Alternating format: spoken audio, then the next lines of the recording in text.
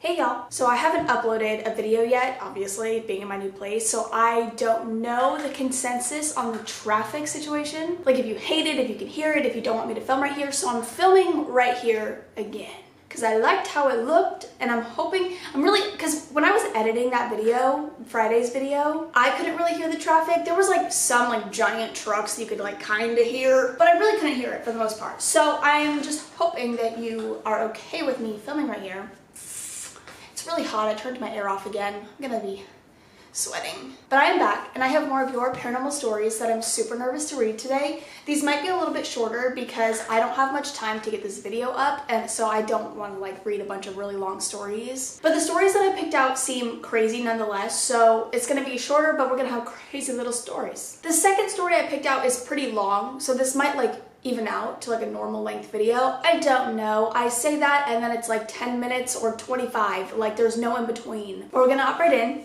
This first story, it's fairly short. It says, "The ghost of a woman who killed her baby lived in my house." Hi Courtney, I love your videos so much and decided to share my own spooky experience. Well, this is actually my mom's experience, but I remember the situation as I was about 6 or 7 at the time. This all takes place in my old house in Queens, New York. It was a 2-bedroom, 1-bath, and the way the layout was, you could clearly see both bedroom doors from the kitchen. Anyways, one night, I remember being woken up by my mother telling my sister and I, we shared a room, that she wants us to sleep with her in her room. It was probably around 2 to 3 a.m. and we were confused, but we still went into her room. I asked her why once we were in her room, but all she said was there was knocking on our front door and she wanted us to be in her room for safety. I later learned the real reason why from my sister. Apparently, my mother went to the kitchen for some water and she looked over at our door. We sleep with the door open. She saw a woman with a stroller turn the corner and go into my sister and I's room. The baby, however, had a knife in its back. My mom thought it was a woman who just came into our house until she saw her walk straight past our bed and through the window. We lived on the 2nd floor, so obviously there would have been a fall if this was a real human, and she literally passed through the wall and disappeared. Another experience was when my mom kept having paranormal experiences and she got so scared one night she called my aunt, who's a devout Catholic, and had her on speaker and they started praying out loud together. Sometimes I say aunt, sometimes I say aunt. I don't really know. I don't know. The room temperature went from hot to cold. The lights went absolutely crazy and the kitchen cabinets were opening and closing. Kind of like a scene from The Conjuring or something. My sister did research on our house and that's when she found an article about a woman who killed her baby in our house before we moved in. When I heard about this, it really scared me because my mom, along with all of my family, are very religious and they do not believe in anything paranormal. So for my mom to go through this was insane. This led to my mom getting our new house blessed when we moved to Georgia. I just hope that woman and baby spirit find peace. Sorry, this is a bit long. That was actually fairly short in comparison to most of the stories I read, but it's fine. I don't mind. You guys always apologize for the length of your stories. You don't have to do that. I swear, no matter the length, it is fine. But that is nuts. I read almost that whole thing. I didn't read the ending part. I read maybe like half of that story before I saved it. And I was like, that is so scary. The knife in the baby's back. The knife in the ghost baby's back. That image is going to be imprinted in my brain. But this next story says, Ouija board and haunted houses. Hey there, Courtney. I'm sorry if this ends up being a long story, but I should probably start from the beginning. When my mom was pregnant with me, she bought a Ouija board and played around it with her younger brother, my biological dad, and her sister. But she wasn't much of a believer of the paranormal, so she thought it was just something fun to mess around with. But she'll never be able to forget what happened after the first few tries. At first, nothing much happened. The planchette moved and they were communicating with someone who they had believed was my oppa, as it spelt out the name David. My bio dad didn't think much of it and thought it was one of them moving the planchette because he didn't believe in the paranormal either, and since he didn't think his dad would communicate through a Ouija board. They asked him questions that only he would have the answers for, specifically asking what had happened when my dad was born. I don't even know what happened, but the ghost did, so they kept using the board more and more, believing they were talking to my oppa, but of course, they weren't. The sessions started getting aggressive in some way. They don't know the name of the ghost they were talking to, and when they tried to end the session and move the planchette to goodbye, it wouldn't move. Instead, they were all physically hurt by something. It seemed like they had been whipped with a leather strap as it cut their skin and they now have permanent scars. After about 5 minutes, they managed to end the session, but they don't think they had been able to end it properly, which started all the craziness that happened and still sometimes happens. My oldest sister and I had imaginary friends growing up. Hers was a young girl with braids on either side of her head with full fringe. My sister said that her friend used to wear a puffy pink dress with 3/4 sleeves and white ruffles on the shoulders and the bottom of the dress. My sister used to talk to this friend of hers in German and laugh with her. She used to hold hands with her, I can confirm that because I visibly saw my sister hold the hands of her imaginary friend, like they were locking fingers. It was weird, but I do believe this was a young female ghost. My imaginary friend was an older man. He had jet black hair and a scar across his neck. I named him Claus. He was dressed in an 1870s outfit and carried a gun with him. I stopped seeing him after I turned 6, which was a while before my mother and stepfather got married and moved into a house, as he was a soldier that lived in Germany. Before we moved, we lived in a 2-bedroom flat. I was sharing a room with my 2 older sisters. Anyways, after I stopped seeing Claus and my sister stopped seeing her friend, things started getting bad. We were still living in the flat at this point, and I can remember seeing a few human-like shadows in each corner of the bedroom. I tried to open the door to run out of the bedroom, but the door wouldn't open. We didn't have a lock on the door. I kept tugging at it to open it, and it wouldn't. I started screaming as the shadow figure started floating towards me. I'm banging on the door trying to get out. My mom comes to the door screaming for help because she found the doorknob on the floor and not attached to the door. The shadow figures just disappeared while she was kicking the door. Mind you, I was about 5 years old at this point.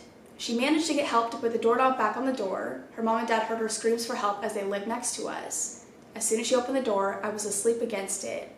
I don't remember how or why I fell asleep. It's probably because of exhaustion. Anyway, nothing much happened after that until we moved into the house at the other end of town. I started hearing someone running around the house every night at exactly 3:19 a.m.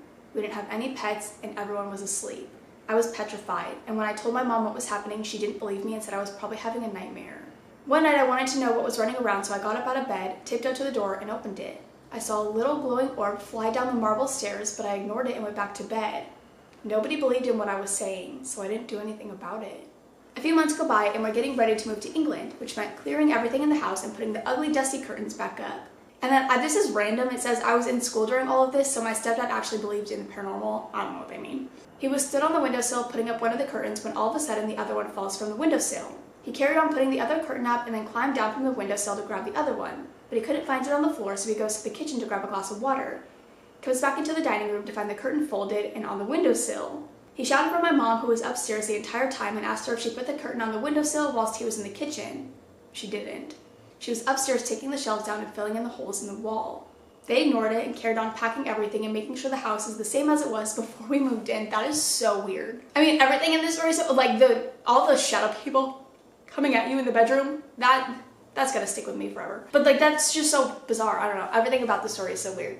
Okay, a few years later, we're back in Germany. Nothing paranormal happened in England the first time we moved there, and I started seeing a really large figure walking around the house. I know I should have been scared, but I wasn't. It didn't bother me in the slightest, and I wasn't threatened by it, but my mom always felt like she was being watched, but never felt watched when she was in the bathroom. The large figure would just follow her around, and when I told her about it, she didn't believe it. I assumed the figure got mad that she didn't believe me because I was at my bio dad's one weekend, she was pushed down the stairs by something, and nobody was in the house with her. Luckily, she was okay and had only broken 2 of her toes. Ow! After that weekend, she believed me when I spoke about the large figure, and it left her alone. I think the figure wasn't there to hurt anyone, but to keep everyone safe. After a while, I didn't see the figure anymore, but I always got a horrible feeling before going into the cellar. It was cold. I mean, really cold. You could breathe into the air in the cellar and you could see your breath. But it only happened when I was going into the cellar, not when anybody else would. Not even when we were having a barbecue and my oldest sister hid in the cellar for a few minutes waiting to scare my stepdad, which she did, scare the absolute shit out of him. He ended up dropping an entire case of beer, which made them all shatter. But after the barbecue, nothing paranormal happened in that house again. We moved back to England a couple of years later, and for a few years, nothing paranormal happened until we moved into a house that my parents bought. Straight away, I knew that there was something sketchy about that house. I could hear screaming in the middle of the night. I started having severe sleep paralysis and sleepwalking/sleep talking. I remember waking up in the middle of the hallway screaming, and then coming through properly screaming in my mother's face. She's worried and angry. I didn't know why she was angry until she pointed at the floor. I pissed myself while sleepwalking, and according to my mom, I kept saying, okay. They said it in German, which translates to, fuck you, you pathetic whore. I don't know how to say the German. I don't know how to say it in German. My German has never really made sense, never mind an entire sentence. I didn't know what to say. Quite frankly, I was embarrassed. I just pissed myself while I was sleepwalking and sleep talking. It didn't make sense. The bathroom was less than 2 feet away from where I woke up. None of it made any sense to me, and what made it all worse was that I started having seizures, basically on a daily basis. And whilst I had seizures, I would scream, but I can't remember any of it afterwards. So one time my mother recorded it. In the video, I was screaming, seizing, and pointing at something, but I don't know what I was pointing at.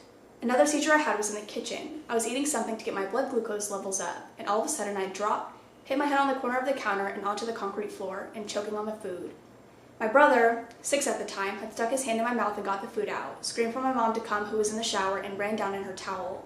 She put me in the recovery position and waited for me to come around again. Now the reason I'm telling you this is because once I was almost fully conscious again, I saw the ghost of my Opa and my imaginary friend Claus. Nothing bad happened when I saw them. I felt relief. I think if it wasn't for my brother pulling the food out of my throat, I would have died. I think my Opa and Claus were either there to keep me alive or to help me transition into the afterlife if I did die. I still see my Opa and Claus to this day, as well as other ghosts, and they're all really friendly. I'm currently living with my boyfriend and I'm 21. I don't have any problems with seeing them. I find it calming as I believe they're protecting me from evil. As I strongly believe that the entity that my mother and her siblings communicated with had escaped through the Ouija board when they thought they had ended their last session. Quick side note, my mother left the Ouija board in the basement of the flat and took the planchette to the first house we lived in and buried it in the garden. I don't know why, but she chose to do that. I love you and all your different videos. That story is absolutely fucking insane. I hope you're doing better. Like, I hope that your health has gotten a little bit better. I hope you're not having seizures as often, because that's terrifying. I mean, that's horrible. And so I hope you're doing better, and that is just, everything about that is so fucking crazy. Oh my god, like, all from a Ouija board session. That's why I hate when you guys use Ouija boards, because I feel like there's so much that can come from that you just don't expect it. I mean, hey, my whole life was like taken over by a Ouija board. But okay, this is the last story I'm gonna read. It says, my friend has a family curse, an audio from a spirit session we had. I started listening to the audio and it is crazy. I also want to say really quickly before I get into the story, they have a whole YouTube video talking about this. They still submitted it, so I'm gonna read it, but they do have a whole video talking about it, so I will link the video down below, or if I link the story, they linked the video in it, so I don't know, I'll probably do both, but if I forget to link the video, because I always forget to do that kind of stuff, it's linked in the actual subreddit post. Stop it, cars! Hello, I'm having a really hard time posting this whole story. Not really sure what's going on, but I keep getting an error, so if you want to hear the whole story, I made a video explaining everything. I'm going to give you the basic story here. Hopefully that helps counter the bullshit that is Reddit. I don't know why I wouldn't let you post, because I've had a lot of really long stories posted, and so I don't know what the problem would be. I have no idea, but I'm glad that you were able to like submit something. So, my name's Smithy. My best friend is Red. Red's mom is Lola. We're in our 20s, but Lola is 50. Lola started seeing ghosts when she was 19. The whole experience was very traumatic. She stopped seeing them when Red was born. Both Red and I were in college when we saw our first ghost. I'll post that story in another post since it was quite the tale. What I will say is that we saw a shadow person. It terrorized us for an entire week and even threatened my life in a dream. Both Red and I went our separate ways for a couple of years. I didn't really experience anything paranormal, but Red did. She would often wake up to feeling like she was being watched, or she would see a shadow in the corner of her room.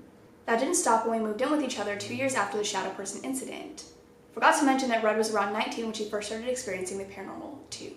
We moved into a basement suite in the ass end of nowhere. The first day in the new place, Red saw something crawling on the ceiling.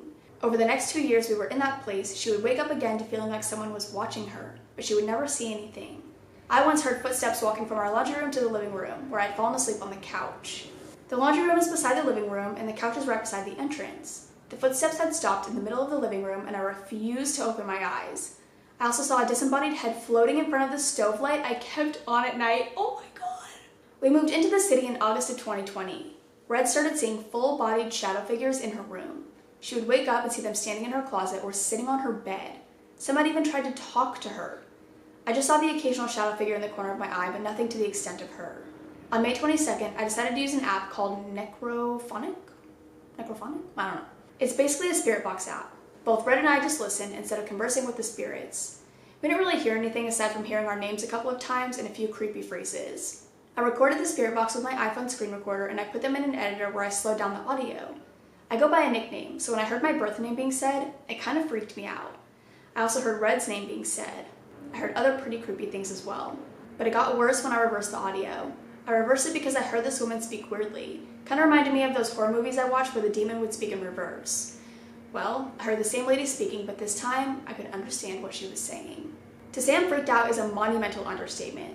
Both Red and I are going to visit a psychic in a couple of weeks to see if we can find any answers to what the hell is haunting her. If anyone reading this has any information about what we're dealing with, I would appreciate it if you could let me know. I'll also add the links to the video in the spirit box section below, just for those who don't want to watch the full video. I'll answer any questions to the best of my ability. Thank you again for reading. So I'm gonna go get my AirPods and we're gonna listen to it together because I kind of started listening to it, but I didn't listen to the whole thing. Put in my fancy AirPods. So it says, here's the first video of the session in forward.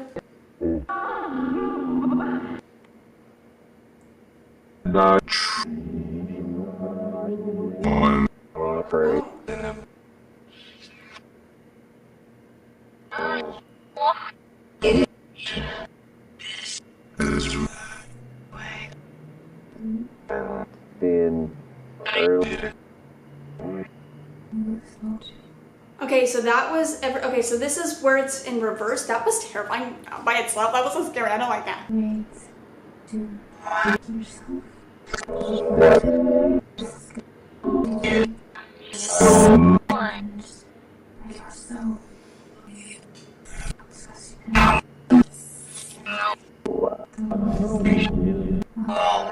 Very good. Look. That's great. But if you go through, brush, okay? Two, you actually can. I hate this. Dude, okay, oh my god. I'm gonna watch your video. I am gonna watch your entire video because I am so intrigued right now. But that is the scariest thing I've ever heard in my entire life. Listening to that audio recording, especially of the woman, her voice is so calm and so like, I don't know. Oh my god, I don't know, but that freaked me out. I'm really scared right now. I didn't like that, I didn't like that, I didn't like that. But I'm literally gonna go watch your whole video. I will try my hardest to remember to actually link the video instead of just linking the story. So that'll be at the very top of the description. But holy shit, I need to hear more. I absolutely need to hear more. And the reason I got to that story was because they posted another story and they linked this one. So I'm gonna read their other story in my next video. But dude, what the fuck? What the fuck? I can't, like that, her voice is just in my ears. But I hope you guys enjoyed. If you have any other stories that you want to share with me or the community, I will have my subreddit linked down below. I don't think this video will be very short. It'll probably be like 15 minutes, 15 to 20. I have no idea. I thought it was going to be shorter, but I don't know. Because I've been filming for like 40 minutes, so I don't know. But again, I hope you guys enjoyed. I am gonna go. I love you so much. I will see you in the next one. Bye. I don't really have anything to ramble about because I already showed you a house tour but you know what's exciting? I actually have plans this weekend. I actually have fucking plans this weekend. Isn't that crazy? Because when I lived where I used to live at my old house, I couldn't do anything ever because I lived so far away from everybody, and like going out to do things was so inconvenient because I would have to drive like an hour just to do anything. Oh my god, there's people outside that freak me out. I'd have to drive like an hour to do anything in like Phoenix, you know, and now I live in Phoenix, so I can do everything I want to do. But I'm super excited because I actually have plans and I'm gonna go out and do stuff this weekend, and then I don't have to drive an hour just to get back home, and it's crazy. It's so crazy, but I really don't have anything else to ramble about. So I'm gonna go. I love you guys. I love you. See ya.